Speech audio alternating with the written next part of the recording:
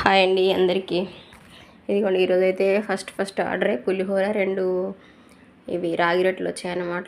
ఈరోజు స్టార్టింగే పులిహోరతో స్టార్ట్ చేశాను. ఆర్డర్స్ ఎలా ఉంటాయో చూడాలి.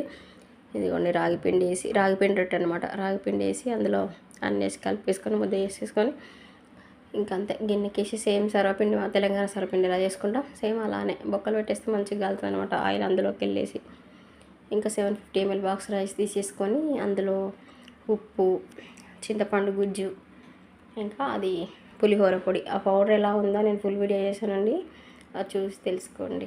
ఓకేనా? ఈ 3 వేసేసి కలుపుకొని ఇంకా పోపు వేసేసుకొని అందులో వేసేసుకోవడం అంటే చాలా ఈజీగా అయిపోతుంది. ఈలోపు ఈ రాగి రొట్టె కాలిపోయిందనమాట.